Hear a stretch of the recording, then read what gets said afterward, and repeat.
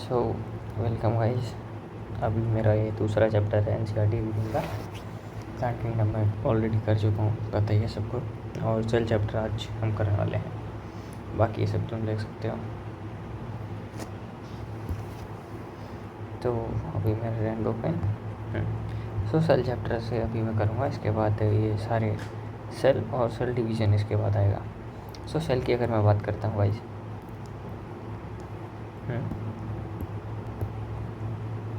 ठीक है। तो सेल की अगर मैं बात करता हूँ, सो बायोलॉजी यहाँ पे सेल और स्ट्रक्चर का, तो उसका कुछ बेसिक सा फंक्शन वगैरह है और क्या कैसे शुरुआत हुई उसके बारे में।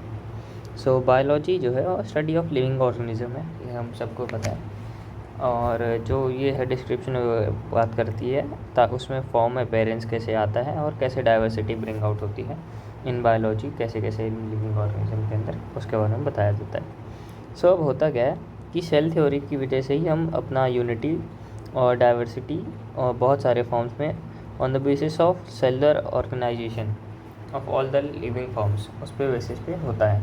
सो यू कैन से दैट कि जो मेरी सेल थ्योरी है ना, वो कहती है कि जो यूनिटी है डाइवर्सिटी के अंदर, वो हर एक लिविंग फॉर्म में है, ठीक है ना। मतलब अगर डाइवर्सिटी है ना, मतलब लिविंग फॉर्म्स में एक कुत्ता है, एक बिल्ली है, ऐसा करके, ठीक है, डॉग है, कैट है। सो ये सब कोई अलग अलग दिखते हैं, मतलब डाइवर्सिटी है, बट इनमें भी यूनिटी जो है, इसमें भी यूनिटी है। कैसे यूनिटी है? On the basis of this. क्योंकि सेलुलर लेवल ऑफ ऑर्गेनाइजेशन हम सब के अंदर है। तो सेल के लेवल पे हम लोग ऑलमोस्ट लगभग सिमिलर हैं, जो कि हमें डाइवर्सिटी है हमारे लिविंग फॉर्म में, बट यूनिटी भी है, ये बताती है, ठीक है ना। सो सेल की थ्योरी यही है, नॉट वो वाली सेल थ्योरी। यहाँ पे सेल थ्योरी का मतलब दूसरा है कि सेल एक थ्योरी है बेसिकली, जिसमें हमें ये बताया जा रहा है कि डाइवर्सिटी होते हुए भी लिविंग फॉर्म्स के अंदर हमारे अंदर यूनिटी है। और वो यूनिटी किसकी वजह से आती है? Due to the cellular organisation of all living beings. That's it. अब इसके बाद आता है मेरा फिजियो-केमिकल अप्रोच। फिजियो-केमिकल अप्रोच जो रहती है, ठीक है। सो फिजियो-केमिकल अप्रोच जो है ना, वो हमें बेसिकली ये बताती है कि अंडरस्टैंड करने के लिए सबसे पहले तो वो डिस्क्राइब होगी कि फिजियोलॉजिकली केमिकल बिहेवियरल एक प्रोसेस रहती है कि देखते हैं कि कोई भी अगर मेरा फिजियो-केमिकल अप्रोच अपना रहा है ना, सबसे पहले वो क्या करेगा कि फिजियोलॉजिकल लेवल पे और केमिकल लेवल पे उसका बिहेवियरल प्रोसेसेस कैसा है। केमिकल लेवल पे जैसे एड्रेनलिन है, ठीक है ना। सो एड्रेनलिन जो अपना हार्मोन है, ठीक है ना, प्रोनाउंसिएशन बहुत गड़बड़ हो सकता है मेरा थोड़ा, बट जो एड्रेनलिन हार्मोन है ना, उसका भी एक केमिकल रिस्पॉन्स रहता है कि वो तुम्हारी हार्ट रेट बढ़ा देगा, तुम्हारे अंदर पावर बढ़ा देगा। सो फिजियोलॉजिकल लेवल पे चेंज ले आ रहा है, ठीक है। सो ऐसा ऐसा रहता है समथिंग। अब इसके बाद होता क्या है कि जो ये फिजियो केमिकल अप्रोच रही थी, सबसे पहले तो केमिकल और बाहरी रूप से बिहेवियर कैसा है उस प्रोसेसेस का एंड ऑल, ये सब देखेंगे। इसके बाद दूसरा क्या है कि डिस्क्राइब करेगा मॉलिकुलर लेवल पे कि हर एक मॉलिकुलर लेवल पे कैसे कैसे हो रहा है। सो अगर मेरा कोई केमिकल रिलीज़ हो रहा है, सो उसके अंदर कौन कौन से फालतू के नहीं, इंपॉर्टेंट से केमिकल्स रिलीज़ हो रहे हैं, कौन सा मॉलिकुलर लेवल पे कौन सा क्या फंक्शन कर रहा है। सो इतना डीप पे जाके स्टडी जो कहते हैं, उनको हम रिडक्शनलिस्ट बायोलॉजिस्ट कहते हैं, ठीक है। और यही है हमारी फिजियो-केमिकल अप्रोच। अब यहाँ पे अगर मैं एनसीईआरटी रीड करना चाहूँ तो ये है कि फिजियो-केमिकल अप्रोच अपनाने वाले चचा जो रहते हैं, वो वेरियस टाइप के अपना मॉलिकुलर लेवल पे सबसे पहले तो समझते हैं और देखते हैं। अब होता क्या है कि फिजियो-केमिकल अप्रोच जो रहती है उसको अंडरस्टैंड करते हैं, और उनको जो साइंटिस्ट अंडरस्टैंड करते हैं ये सब, उसको हम रिडक्शनिस्ट बायोलॉजिस्ट कहते हैं। बाकी इस पूरे पैराग्राफ में अगर कुछ भी ऐसा है जो मैंने मार्क नहीं किया है, यू कैन चेक, पर जहाँ जहाँ से क्वेश्चन बन सकते हैं सारे मार्क्ड हैं। कौन कौन से फंक्शन हो सकते हैं, ठीक है। बाकी सब वही है क्वेश्चन के फॉर्मेट में, जो कि इतना इम्पोर्टेंट नहीं है। अब यहाँ पे साइंटिस्ट हमारे आते हैं जी.एन. रामचंद्र जी। सो जी.एन. रामचंद्र जी के बारे में अगर मैं बताऊँ, सो इसको याद कर लो। ये सारा जो कुछ है ये अच्छा दिया गया है, बट पूरा ऐसा फैक्ट बेस्ड है ना। सो एनसीईआरटी इतना यहाँ पे काम करेगी नहीं, सो बेटर है इससे याद कर लो, ज़्यादा रहेगा। बट स्टिल मैं रीड करूँगा एनसीईआरटी, क्योंकि ये एनसीईआरटी की रीडिंग का सेशन है। सो फाउंडर ऑफ मद्रास स्कूल ये थे जी.एन. रामचंद्र जी। बहुत ज़्यादा आउटस्टैंडिंग थे in the field of protein structure के बारे में। इनकी जो डिस्कवरी थी वो ट्रिपल हेलिकल स्ट्रक्चर थी कोलेजन के बारे में, जिसको इन्होंने नर्चर नाम के एक न्यूज़पेपर वगैरह या फिर उसमें साइंटिस्ट का जो भी रहता है उस पर पब्लिश किया, जो कि नेचर करके था 1954 में। और इन्होंने कन्फ्रंटेशन एनालिसिस किया था बायोपॉलीमर पे, ये भी है। अब इन्होंने एक रामचंद्र प्लॉट करके भी एक चीज़ रैंक निकाली थी, जो कि काफ़ी ज़्यादा कंट्रीब्यूट करती है स्ट्रक्चरल बायोलॉजी में। अब इनका जो जन्म हुआ था वो हुआ था 8 अक्टूबर 1922 में, और इन्होंने बीएससी ऑनर्स किया, ठीक है ना। फिजिक्स का कोर्स यूनिवर्सिटी ऑफ मद्रास से, पीएचडी किया कैम्ब्रिज यूनिवर्सिटी से 1949 में। रामचंद्र जी मिल के काम किए थे लीनियस पोलिंग के साथ, जिस पे वो उन्होंने डीपली इन्फ्लुएंस हुए बाय हिज पब्लिकेशन, और वहाँ से अल्फ़ा हेलिक्स और बीटा शीट का स्ट्रक्चर उन्होंने किया, मॉडल बनाया, जो कि उनका सॉल्व किया क्या स्ट्रक्चर ऑफ कोलेजन के बारे में। सो वापस से मैं एक बार कंसोलिडेट करता हूँ। 8 अगस्त 1922 को किया इन्होंने, स्टडी किया था प्रोटीन स्ट्रक्चर के बारे में, फाउंडर ऑफ मद्रास स्कूल थे, इन्होंने एनालिसिस किया था बायोपॉलीमर पे, ओके। अब इनकी डिस्कवरी जो थी वो थी triple helical structure on collagen, जिसको इन्होंने पब्लिश किया 1954 पे, कहाँ पे, नेचर्स में, ओके। और इसी को ये रामचंद्र प्लॉट भी कहते हैं।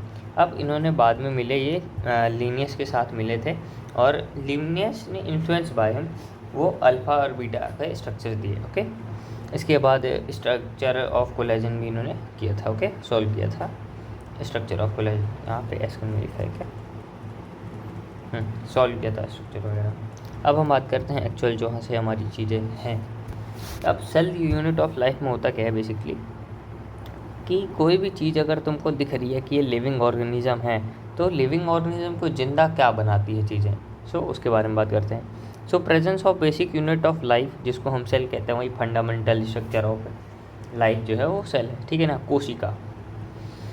ऑल द ऑर्गेनिज्म, सारे ऑर्गेनिज्म जो है कंपोज्ड ऑफ द सेल्स रहेंगे, चाहे वो अदर यूनिसेलर हो या मल्टीसेलर हो। यूनिसेलर ऑर्गेनिज्म जो है वो कैपेबल है द इंडिपेंडेंट एग्जिस्टेंस, और परफॉर्म करेंगे all the essential functions of for the life. Anything, कुछ भी लेस देन सेल जो रहेगा वो इंश्योर नहीं करता है इंडिपेंडेंट लिविंग को, ओके। हेंस इसीलिए सेल जो है मेरा fundamental structure functional unit of all the living organisms है। अब इसके बाद हमारे कुछ साइंटिस्ट चचा के बारे में बात है। एंटोनियो लियोनहुक चचा जो थे, इन्होंने फर्स्ट लिविंग सेल देखा था पॉन्ड के अंदर, ओके। रॉबर्ट ब्राउन चचा जो थे, उन्होंने हमारा न्यूक्लियस को डिस्कवर किया था। अब इन्वेंशन ऑफ माइक्रोस्कोप हुआ था, वो 1950s में हुआ था, और इसी के साथ उन्होंने इलेक्ट्रॉन माइक्रोस्कोप जो था वो 1950s में आया था, ओके। सो 1950s में जब इलेक्ट्रॉन माइक्रोस्कोप आया तो वहाँ पे बहुत सारी अच्छी अच्छी चीज़ें हुई। अब मैं थोड़े से और साइंटिस्ट के नेम यहाँ पे ऐड कर रहा हूँ, ताकि हम थोड़ा बेटर अंडरस्टैंड कर सकें कैसे क्या हुआ। सबसे पहला जो डेड सेल था वो बार्क ऑफ ट्री में देखा गया था, honeycomb like structure by the Robert Hooke, okay, सबसे पहले। इसके बाद हमारे न्यूक्लियस, मतलब रॉबर्ट ब्राउन चचा जो थे, उन्होंने न्यूक्लियस को देखा, और न्यूक्लियस को बाद में एक्चुअली देखा गया था, उसके पहले हमारे एंटोनियो भाई साहब ने लिविंग सेल देखा। इतना इनका क्रोनोलॉजिकल ऑर्डर तो ज़रूरी नहीं है, बट हाँ साइंटिस्ट ने क्या ढूंढा, कैसे ढूंढा, ये पता होना चाहिए, ओके, और कहाँ ढूंढा, ओके। अभी मैं बात करता हूँ इलेक्ट्रॉन माइक्रोस्कोपी पे, जो कि 1950s में आई थी। अब इलेक्ट्रॉन माइक्रोस्कोपी में कुछ एडिशनल सा हमें याद करना पड़ेगा, जो कि हेल्प करेगा in further. So electron microscopy 1950s में हुई, उसमें राइबोसोम का सबसे पहले हमको स्ट्रक्चर देखने को मिल गया। क्यों? क्योंकि जो राइबोसोम है ना, वो बहुत ज़्यादा छोटे छोटे स्ट्रक्चर्स है, जो कि अपने जीवी मतलब कि गोल्जी बॉडी वगैरह के साथ एंडोप्लाज्मिक रेटिकुलम और एंडोमेम्ब्रेन सिस्टम में देखने को मिले, ओके। सो एंडोमेम्ब्रेन सिस्टम, सेल मेम्ब्रेन, ये सब को हम डीपली स्टडी कर पाए बिकॉज ऑफ इलेक्ट्रॉन माइक्रोस्कोपी, जो कि 1950s में आई थी, ओके। अब होता क्या है कि इलेक्ट्रॉन माइक्रोस्कोपी, जो इलेक्ट्रॉन माइक्रोस्कोप्स होते हैं ना, उसका रिजोल्यूशन पावर बहुत ज़्यादा रहता है। रिजोल्यूशन पावर की 2 पॉइंट के बीच का जो क्लियरिटी है वो कितना है, that is resolution power, okay, वो ज़्यादा क्लियर रहता है। वेवलेंथ जो थी वो कम हो जाती है, मतलब कि और अच्छे से हम फोकस कर पाते हैं काफ़ी ज़्यादा। और ये बेसिकली होता क्या है कि इलेक्ट्रॉन माइक्रोस्कोपी तुम ऐसे नहीं कर सकते कि किसी ह्यूमन के ऊपर लगा के ऐसे हाँ देख रहे हो, ऐसे नहीं कर सकते, या फिर किसी भी जिंदा कीड़े मकोड़े के साथ ऐसा नहीं कर सकते, अदरवाइज़ वो उसकी रेज या फिर गामा वामा जो भी फालतू की रेज रहती हैं वो हार्म करेगा, और वो जो स्पेसिमेन है वो मर सकता है। अभी मैं सेल थ्योरी की बात करता हूँ। सो 1838 में हमारे मैथियस स्क्लेडन भाई साहब, जो कि जर्मन बोटेनिस्ट हैं, इन्होंने एग्जामिन किया था लार्ज नंबर ऑफ प्लांट्स पे, और उन्होंने देखा कि डिफरेंट काइंड्स ऑफ सेल्स जो हैं वो फॉर्म कर रहे हैं टिश्यू ऑफ प्लांट को, ओके।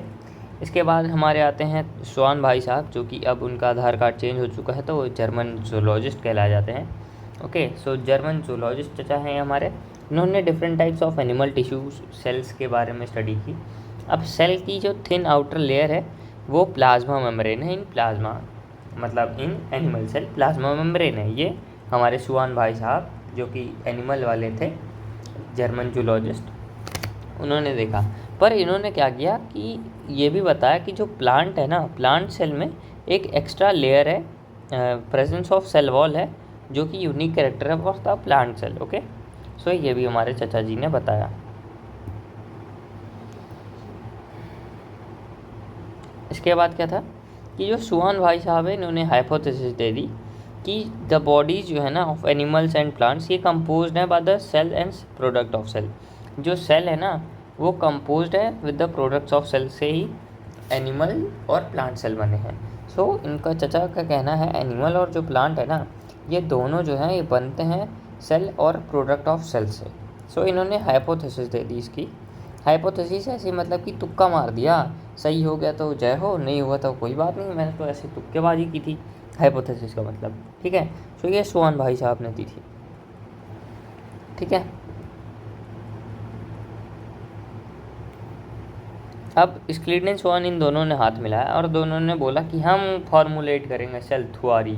सो सेल थ्योरी जो इन्होंने सर्कुलेट की, तो उसमें होता क्या है कि सब कुछ अच्छा अच्छा बताया, पर उन्होंने एक मिस्टेक कर दी दैट कि सेल, नए सेल बन कैसे रहे वो नहीं बताया था। बाद फर्दर उन्होंने रेडोल्फ फरकाउ नाम के चचा आए हमारे 1855 में, जिन्होंने अपना एक्सप्लेन कर दिया कि क्या कैसे कैसे है। ओके, रुडोल्फ फरकाउ आए, हमारे सेल डिवाइड कैसे करते हैं, न्यू सेल से फॉर्म कैसे होता है, ये सब बताया उन्होंने। सो वही ओमिनिस सेलुला सेलुला चिपका दिया उन्होंने 1855 में रुडोल्फ फरकाउ।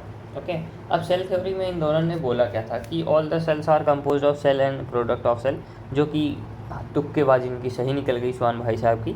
और जो हमारे रुडोल्फ फरकाउ चचा थे, इन्होंने साथ में मिलकर बोला कि all the cells are arising from pre existing cells, that's it, ओमिनिस सेलुला ई सेलुला उनकी भाषा में। अब ओवरव्यू ऑफ सेल की बात करता हूँ, तो ओनियन सेल मेरा प्लांट सेल के लिए रहेगा, ओके, और ह्यूमन के लिए मेरा एनिमल सेल रहेगा। ओके, अब टिपिकल प्लांट सेल की बात करता हूँ, तो सबसे पहले डिस्टिंग्विश करते हैं तो हम उसको सेल वॉल से कर देते हैं, सेल वॉल से, जो कि डिलिमिटिंग लेयर रहती है प्लांट की।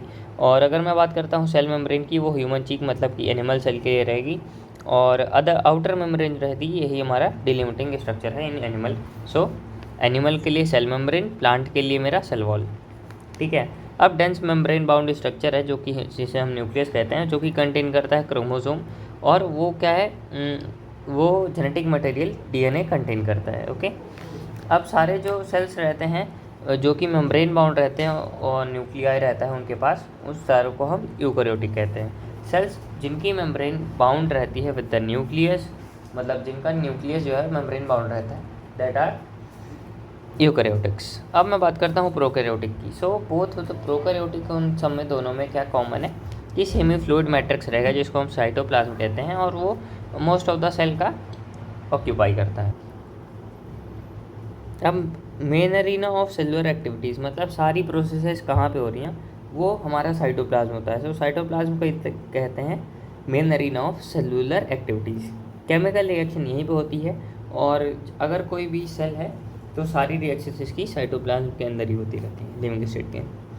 अब मैं बात करता हूँ यूकैरियोटिक सेल की, जिसके भाई other membrane bound distinct structure है, जिसको हम ऑर्गेनेलीज कहते हैं। सो सबसे पहले कुछ ऑर्गेनेलीज जो हैं उनके अंदर भी मेम्ब्रेन बाउंड स्ट्रक्चर्स हैं, जिसको में सबसे पहले आता है यार endoplasmic reticulum, Golgi complex, lysosome, mitochondria, microbodies, vacuole, ये सारे क्या है मेम्ब्रेन बाउंड स्ट्रक्चर्स हैं।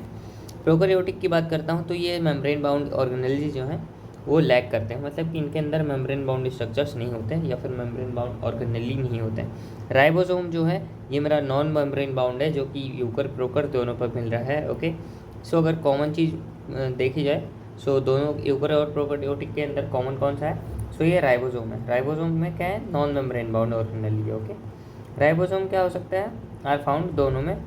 अब यहाँ पे आता है कि नॉट इन क्लोरोप्लास्ट, मतलब राइबोसोम जो है ना तुमको हर जगह देखने मिल जाएगा, नॉट ओनली इन की साइटोप्लाज्म में ही बस है, ये तुमको न्यूक्लियस से चिपका मिल जाएगा, ये तुमको एंडोमेम्ब्रेन सिस्टम के ऑलमोस्ट सारे कंपोनेंट्स पे को देखने को मिल जाएगा, हर जगह पे मिल जाएगा। ओके, और इन अपना प्रोकैरियोटिक पे साइटोप्लाज्म पे ऐसा फ्रीली पड़ा ही रहता है।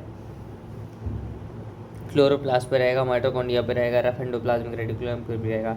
एनिमल सेल जो कि नॉन मेम्ब्रेन बाउंड ऑर्गेनेली हैं, वो उसे कहते हैं हम अपन सेंट्रोसोम, जो कि हेल्प करता है अपना सेल डिवीज़न। सो जो सेंट्रोसोम है वो नॉन मेम्ब्रेन बाउंड ऑर्गेनेली है, जो कि अपना सेल डिवीज़न पे काम करेगा, हेल्प करेगा।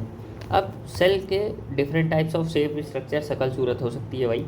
सो सबसे पहले शकल सूरत और अवकात के हिसाब से बात करते हैं तो माइकोप्लाज्मा की जो अवकात है वो सबसे छोटा सेल है, इसको 0.3 न्यूम इन लेंथ है, 0.3 माइक्रोमीटर। ओके, इन लेंथ हमेशा बड़ी रहती है। ओके, अगर मैं इसको बोलूँ ना, सो इसकी लेंथ जो है वो 0.3 माइक्रोमीटर है, बट एवरेज अगर मैं पूरा बोलूँ तो 0.9 रहते हैं, मतलब PPLO like organisms. Okay, red blood cell कुछ ऐसे से दिखते हैं, बाइकॉनकेव राउंड रहेगा, ठीक है, अच्छे से देख लो। WBC अलग अलग सा शेप ऑफ न्यूक्लियस रहेगा अंदर, और इसका जो शेप रहता है एमोबॉइड रहता है, मतलब कि कुछ भी शेप ले लो तुम, ठीक है ना, गोल गोल सा बस थोड़ा थोड़ा होना चाहिए। अब कॉलमनार एपिथेलियम की बात करता हूँ, वही कॉलमनार सेल बेसल पे न्यूक्लियाई प्रेजेंट है, लॉन्ग और नैरो रहेगा। नर्व सेल की जो कि ब्रांच और सबसे लंबी है, ये लॉन्गेस्ट सेल मानी जा सकती है, जो कि ब्रांच और लॉन्ग है बहुत ज़्यादा। Okay, so nerve cell. Tracheid जो है वो इलोंगेटेड रहते हैं। मीजोफिल सेल्स राउंड और ओवल रहते हैं। ओके, अब ये क्या है, बैक्टीरिया जो रहता है वो 3 से अपना इतना तक रहता है। सो सबसे पहले हमने माइकोप्लाज्मा देखा, माइकोप्लाज्मा मेरा 0.3 न्यूएम है इन लेंथ, ठीक है। अभी बैक्टीरिया की अगर मैं बात करता हूँ, सो ये मेरा 3 से 5 न्यूएम। अभी ये बैक्टीरिया और प्रोकैरियोट्स का ऑलमोस्ट सेम ही रहता है। अभी यूकैरियोटिक्स की अगर मैं बात करता हूँ, सो ये हो जाएगा मेरा 30 से 50। एम आई right?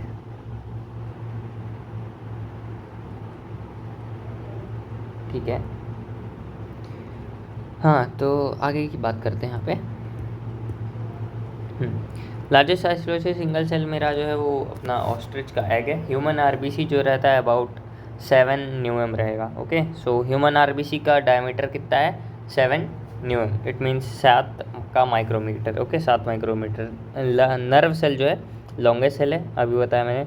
Disc like polygonal columnar cuboid thread like ऐसा इरेगुलर स्ट्रक्चर रहता है इसका, ठीक है ना। अब जो शेप रहता है वो वेरी करता है अकॉर्डिंग टू देयर फंक्शन। अब जैसे नर्व सेल को कंडक्ट करनी है पल्सेस बहुत दूर दूर, तो वायर की तरह काम करती हैं, दैट्स इट, इसीलिए लॉन्ग और ब्रांच स्ट्रक्चर है, और लॉन्गेस्ट सेल भी कहला जाते हैं। प्रोकैरियोटिक सेल की बात करता हूँ तो PPL और माइकोप्लाज्मा और bacteria, blue green cyanobacteria, algae कहाँ से है, वो तो बैक्टीरिया ही है, ठीक है ना। सो जनरली स्मॉलर और मल्टीप्लाई करेंगे रैपिडली।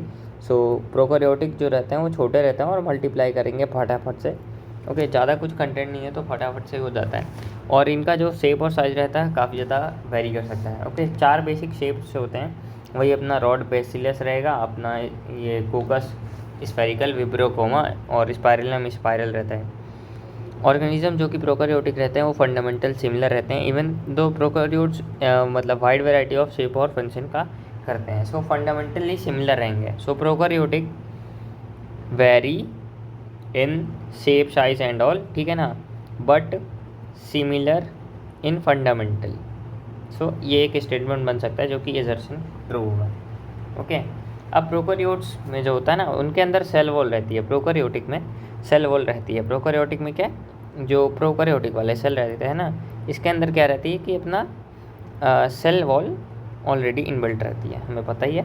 अब एक्सेप्ट इन माइकोप्लाज्मा, सो माइकोप्लाज्मा जो है मेरा है बैक्टीरिया है, 0.3 न्यूएम इन लेंथ, ये जो है मेरा, इस पर क्या है कि सेल वॉल एब्सेंट रहेगी, सेल वॉल मेरी एब्सेंट रहती है। ओके, अब इसके अंदर कोई भी ऐसा डिफाइंड न्यूक्लियस नहीं रहेगा, ऑफकोर्स प्रोकैरियोटिक ऑर्गेनिजम्स है, इनका जेनेटिक मटेरियल ऐसे ही घुमा हुआ पड़ा रहता है, ठीक है। इसके बाद अगर मैं बात करता हूँ तो इनका genomic DNA single chromosome circular DNA हो सकता है। बहुत सारे बैक्टीरिया के अंदर अपना स्मॉल छोटा सा सर्कुलर DNA आउटसाइड अपना जीनोमिक DNA पे देखने को मिलता है, और एक्स्ट्रा जो रहता है अदर देन जीनोमिक DNA वो प्लाज्मिड रहता है। ओके, प्लाज्मिड, सो छोटा सा DNA रहता है अदर देन एक्चुअल जीनोम का DNA, वो प्लाज्मिड रहता है। जो प्लाज्मिड रहता है इनका, वो बेसिकली यूनिक फिनोटिपिक कैरेक्टर देता है। मतलब फिनोटिपिक की शक्ल सूरत बाहरी रूप से बैक्टीरिया की काफ़ी अलग होती है। क्यों? क्योंकि उनका प्लाज्मिड जो रहता है वो अलग रहता है, जो कि एक्स्ट्रा डीएनए कह सकते हो तुम। ओके, अब ये प्लाज्मिड जो है बैक्टीरिया के लिए काफ़ी इंपॉर्टेंट है, क्योंकि रेजिस्टेंस टू एंटीबायोटिक्स प्रोवाइड करता है। हायर क्लासेस पे हम अपना प्लाज्मिड के बारे में पढ़ेंगे, वही एमबीआई वगैरह चैप्टर्स में हम पढ़ेंगे इसके बारे में, जिसमें अपना प्लाज्मिड का वो करके जीन वीन थेरेपी मार के कुछ कर देते हैं तो हमारा डिज़ायर्ड जीन जो है वो बनने लगता है, पर डिज़ायर्ड प्रोटीन वगैरह। ओके, प्रोकैरियोट्स में समथिंग यूनिक रहता है जो कि फॉर्म करता है इंक्लूजन्स। प्रोकैरियोट्स में थोड़ा सा यूनिक कैरेक्टर है जो कि फॉर्म करेगा इंक्लूजन्स। अब इंक्लूजन्स में क्या होता है कि डिफ्रेंशिएट हो सकती है सेल मेम्ब्रेन इनकी। सेल वॉल है, ठीक है ना। सो मैं डायग्राम बना देता हूँ। ये मेरा बेसिक डीएनए है, अरे सॉरी बेसिक सेल है ये मेरा, बीच के अंदर अपना साइटोप्लाज्म है। सो अरे यार इतना बड़ा क्यों बन रहा है ये। सो ऐसा कुछ है। सो यहाँ पे ना सेल वॉल पे मीजोसोम्स वाले स्ट्रक्चर्स प्रेजेंट रहते हैं, जैसे कि अपना ये फ्लैजिला हो गया, ये अंदर कुछ हो गया, और इधर इधर इधर ये सारे। सो ये मीजोसोम्स के इंक्लूजन्स होते हैं, इसको इंक्लूजन्स कहते हैं, जिसमें मेरे को वेरिएटी मतलब वेरियस टाइप्स के अपना लोकोमोटरी स्ट्रक्चर्स और मीजोसोम्स ये सारे चीज़ें प्रेजेंट रहती हैं। अब मीजोसोम्स है ना, ये जो रहते हैं काफ़ी ज़्यादा ये है, और infolding of cell membrane, ये infoldings of cell membrane की वजह से बनते हैं, सेल वॉल की वजह से नहीं। सो सेल मेम्ब्रेन की वजह इन फोल्डिंग से ये सारा बनता है। अब सेल एनवेलप और ये सब के बारे में बात करते हैं हम। सो हियर सेल एनवेलप और उसकी मॉडिफिकेशंस के बारे में बात करता हूँ। सारे मोस्ट प्रोकैरियोटिक सेल जो रहते हैं वो बैक्टीरियल सेल, केमिकली कॉम्प्लेक्स उनका रहता है सेल एनवेलप, टाइटली बाउंड रहते हैं, तीन लेयर रहती है उनका स्ट्रक्चर पे। आउटर जो रहेगा वो ग्लाइकोकैलेक्स रहेगा, और ग्लाइकोकैलेक्स भी दो टाइप की हो सकती है, एक स्लाइमी लेयर रहती है, एक कैप्सूल वाली रहती है। कैप्सूल वाली हार्ड रहती है, स्लाइम वाली स्मूथ रहती है। ओके, सो सिंगल प्रोडक्टिव यूनिट की तरह काम करता है। ये क्लासीफाई कर सकता है सेल एनवेलप को मैनरिंग दे लैक स्टेनिंग प्रोसीजर। ओके, अगर स्टेनिंग करें तो ये ग्राम पॉजिटिव ग्राम नेगेटिव के बेसिस पे करते हैं। ग्राम पॉजिटिव जो कि गेन कर लेता है कलर डाई का, और जो नहीं कर पाता है कलर गेन, सो वो ग्राम नेगेटिव। ओके, हाँ, ग्लाइकोकैलेक्स जो है उसका जो भी मैंने बताया थिकनेस काफ़ी ज़्यादा रहती है। लूज शीट है तो स्लाइम लेयर रहेगा, टफ है ठीक है तो कैप्सूल रहेगा। सेल वॉल सेल वॉल का काम क्या है एक्चुअल में, वो प्रोवाइड करेगी शेप, प्रोवाइड करेगी अपना अच्छा सा स्ट्रक्चरल सपोर्ट, ताकि प्रिवेंट कर सके बैक्टीरिया को ब्रस्टिंग और कोलैप्सिंग का। सो ये एक AR और उसका रीजन का क्वेश्चन बन सकता है, एजम्पशन रीजन का। ओके, कि सेल वॉल का काम क्या है, सबसे पहले स्ट्रक्चरल सपोर्ट देगी, शेप देगी। क्यों? क्योंकि ये हेल्प करेगी इसमें प्रिवेंट करेगी कोलैप्सिंग और ब्रस्टिंग में। प्लाज्मा मेम्ब्रेन जो है ना वो मेरी सिलेक्टिवली परमिएबल मेम्ब्रेन है इन नेचर, और इंटैक्ट करेगी विद द आउटसाइड वर्ल्ड। जो प्लाज्मा मेम्ब्रेन है वो बाहरी वर्ल्ड से इंटरेक्ट करती है और सेलेक्टिवली परमिएबल रहती है, कुछ भी अंदर नहीं ऐसे आने देती है। सेल वॉल डेड टाइप सी है, ठीक है ना। सो वो मैक्रो मॉलिक्यूल्स को तो रिजेक्ट कर देती है, पर जो माइक्रो मॉलिक्यूल्स हैं उनको आने देती है बिना किसी परमिशन लेने की। अब बहुत बड़े हैं तो वो ऑफकोर्स रिजेक्ट ही करेगा ना, चाहे वो मरा ही हो, इंसान क्यों ना हो। सिमिलर स्ट्रक्चर रहेगा यूकेरियोट्स की तरह। ओके, प्लाज्मा मेम्ब्रेन का प्लाज्मा मेम्ब्रेन सिमिलर ही रहती है यूकेरियोट्स में भी और प्रोकैरियोट्स में भी।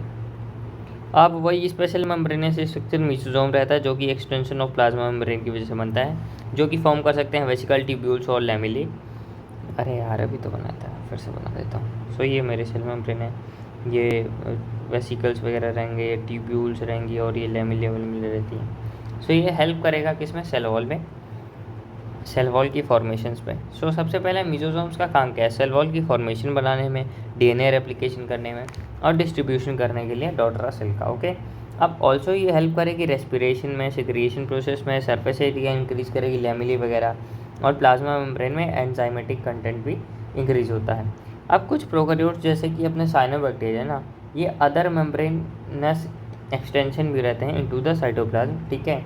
अब इसमें क्रोमेटोफोर्स रहते हैं। अब इसके अंदर ना ऐसे सेल है, सो जैसे कि अपना लीलिया में साइनोबैक्टीरिया, सो इनमें क्या रहता है, इनकी जो प्लाज्मा मेम्ब्रेन रहती है उसमें भी एक अलग टाइप का पिगमेंट रहता है, जो पिगमेंट कंटेनिंग एक ऑर्गेनेल रहती है जिसको हम क्रोमेटोफोर्स कहते हैं, ठीक है ना।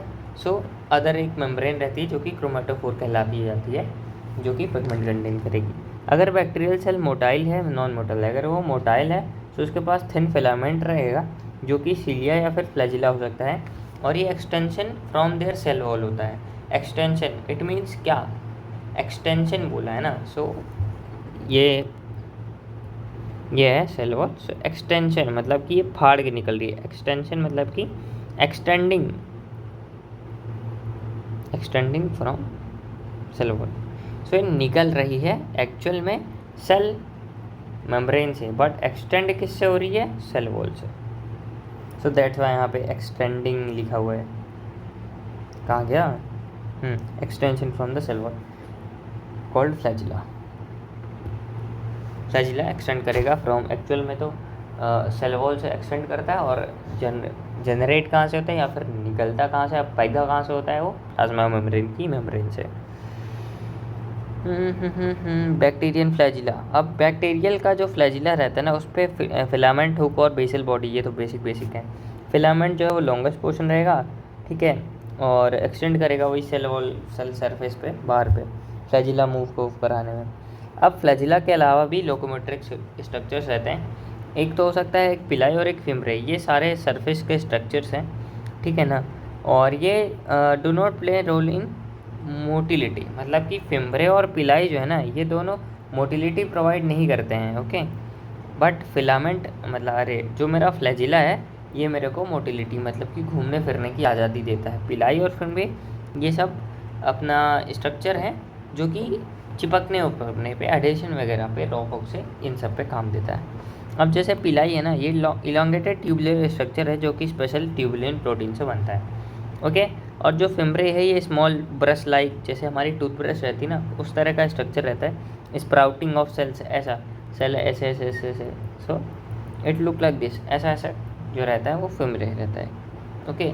फिम्ब्रे तुमने वहाँ पे भी सुना होगा कि फीमेल का रिप्रोडक्टिव सिस्टम पे फिम्ब्रिये प्रेजेंट रहते हैं, ऐसे वाले जो कि ऐसा, so it is similar to that. ये हेल्प करेंगे वो अटैचमेंट, वही एडेशन वगैरह में होस्ट टिश्यू से, ये सब कराने में हेल्प करेगा। अब राइबोसोम और इंक्लूजन बॉडीज़ की अगर मैं बात करता हूँ तो इन प्रोकैरियोट्स राइबोसोम जो है ना वो प्लाज्मा मेम्ब्रेन के साथ एसोसिएटेड रहते हैं, जिनका 15 से 20 नैनोमीटर मतलब 15 × 10⁻⁹ मीटर इतना रहता है कम इनका साइज़, ओके। अब इसमें 2 सब यूनिट रहेगी, एक अगर हाँ राइबोसोम है मेरा, ठीक है ना, एक प्रो में रहेगा, एक प्रोकैरियोट है और यूकैरियोट होगा। प्रोकैरियोट में ना 2 सब यूनिट ऑफकोर्स दोनों में रहेगी, कॉमन है ये तो, इसमें भी रहेगी इसमें भी रहेगी। अब इसमें 50 और 30 मतलब एक्चुअल एडिशन में तो 80 रहता है, बट इनका स्वेडवर्ग यूनिट वो सेडिमेंटेशन कोफिशिएंट वाला रहता है। अब राइबोसोम बेसिकली हेल्प क्या करते हैं, ये साइट ऑफ प्रोटीन सिंथेसिस रहते हैं, ठीक है ना। और इसमें होता क्या है कि एक mRNA रहता है, मैसेंजर आरएनए या फिर राइबोसोमल आरएनए, कुछ भी बोल सकते हो तुम, मतलब दोनों सेम तो नहीं रहता। मैसेंजर mRNA मैसेज प्रोवाइड करता है, राइबोसोमल आरएनए प्रोटीन कराता है। सो यहाँ पे rRNA रहता है, सिंगल rRNA, और एक ऊपर सब यूनिट एक नीचे सब यूनिट, ये दोनों सब यूनिट मिलके ऐसे ऐसे अगर बहुत सारे आ गए सो इसको हम पॉलीसोम या फिर पॉलीराइबोसोम कहते हैं, ओके। सो यहाँ पे अपना प्रोटीन का स्ट्रक्चर बनता है, ओके। ये सारी चीज़ें हैं। इंक्लूजन बॉडीज़ की अगर मैं बात करता हूँ, सो ये reserve material in prokaryotic cell पे स्टोर रहेगा और फॉर्म करेगा इंक्लूजन बॉडीज़, वही अपना काम है, लाइफ फ्रीली अपना साइटोप्लाज्म में पड़ा रहेगा। अब ये इंक्लूजन बॉडीज़ में रिजर्व मटेरियल वही अपना खाने पीने का काम आएगा इनका, बच्चों का, बैक्टीरिया का। अब जो फॉस्फेट के ग्रेन्यूल्स होते हैं, साइनोफेशियन ग्रेन्यूल्स, ग्लाइकोजन के ग्रेन्यूल्स, ये सारे पड़े रहते हैं। अब यहाँ पे एक और टाइप का वैक्यूल आता है, gas vacuole. Gas vacuole basically buoyancy provide करेगा टू द बैक्टीरिया वगैरह, ठीक है। अब यहाँ पे एक और है कि ब्लू ग्रीन या फिर पर्पल ग्रीन, ये सारे फोटोसिंथेटिक बैक्टीरिया के अंदर देखने को मिलते हैं, गैस वैक्यूल।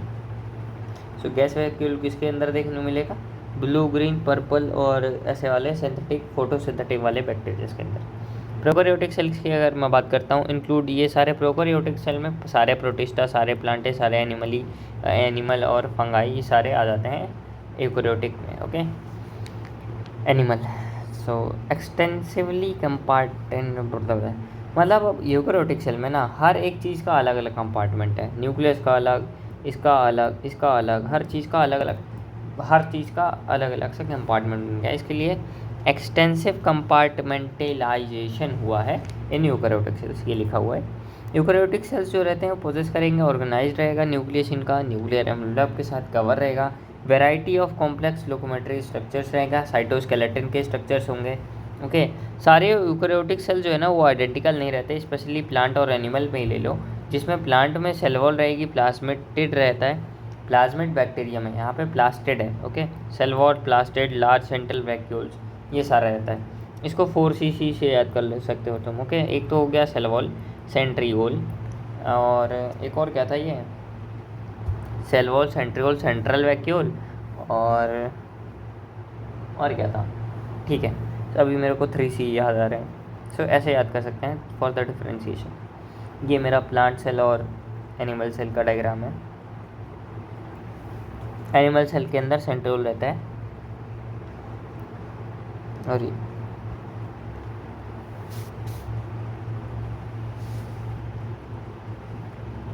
यहाँ पे देख लो एंडोप्लाज्मिक रेटिकुलम, यूनो क्या है, लाइसोसोम वही तुमको पता है, SCR मेरा लिपिड वगैरह में काम आएगा, प्लाज्मोडेस्माटा भी तुमको पता ही है अपना, वो सेल प्लेट वगैरह में आएगा, माइक्रोट्यूब्यूल वही अपना काम करेगा ड्यूरिंग सेल साइकिल वगैरह में, न्यूक्लियस रहेगा, न्यूक्लियोलस रहेगा, Golgi, nuclear plasma membrane, vacuole, middle lamella calcium pectate की होती है, सेल वॉल रहेगा, माइटोकॉन्ड्रिया रहेगा, राइबोसोम रहेगा, क्लोरोप्लास्ट रहेगा, साइटोप्लाज्म, और ये ओके क्लोरोप्लास्ट। 4C में आता है एक सेल वॉल, क्लोरोप्लास्ट, सेंट्रियोल, और cell wall, chloroplast, centriole.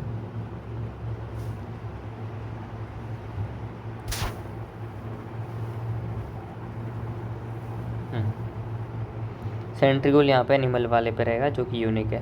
Centriole मतलब स्पिंडल फाइबर वगैरह बनवा के ये सारा अपना अटैच कराएगा काइनेटोकोर से, सेल डिवीजन में काम आता है बेसिकली। सो यहाँ पे गोल्जी बॉडी माइक्रोविलाई प्रेजेंट रहेंगे। वो माइक्रोविलाई क्या है, एब्जॉर्प्शन के लिए, प्लाज्मा मेम्ब्रेन, सेंट्रियोल, पेरीऑक्सीसोम ये O2 के लिए हैं रेस्पिरेशन में, लाइसोसोम रहेगा, राइबो रहेगा, माइटोकॉन्ड्रिया, RER रहेगा, साइटोप्लाज्म, न्यूक्लियस, न्यूक्लियोलस, ये सारा वही सेम। अब सेल मेम्ब्रेन की बात करते हैं।